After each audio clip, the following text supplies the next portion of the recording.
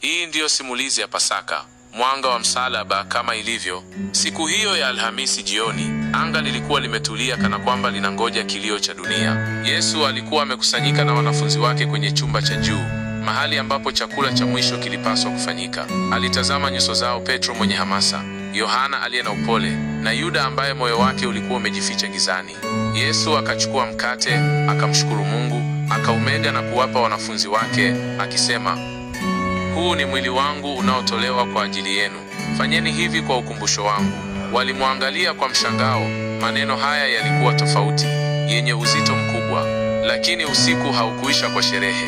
Mara baada ya chakula, Yesu aliongoza kundi dogo kwenda bustani ya Gethsemane.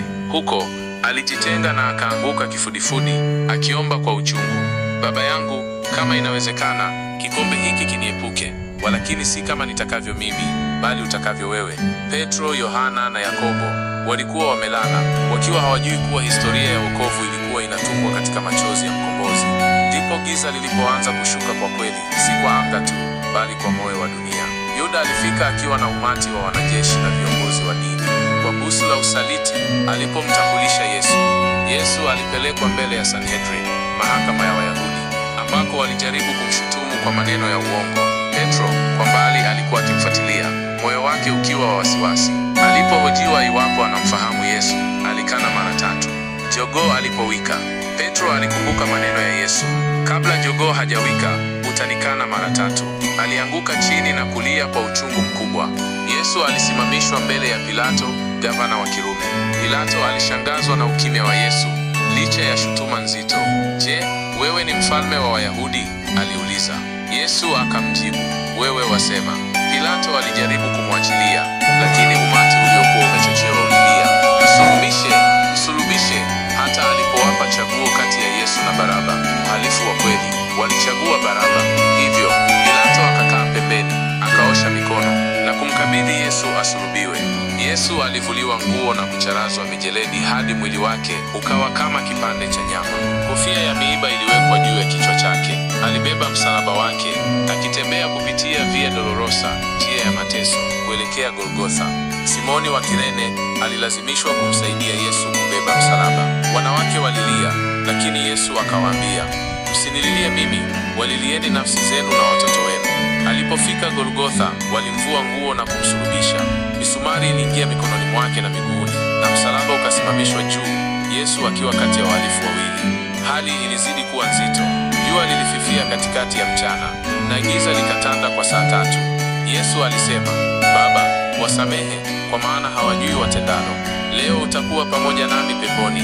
Akamwambia yule mhalifu aliyetubu, "Mama, tazama mwanao."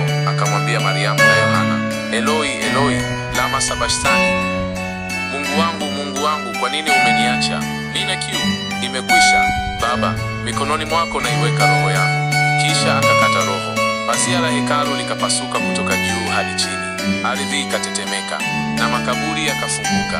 Afisa wa Kirumi aliyekuwa ameshuhudia yote alisema kwa mshangao na hofu, "Kwa hakika huyu alikuwa mwana wa Mungu."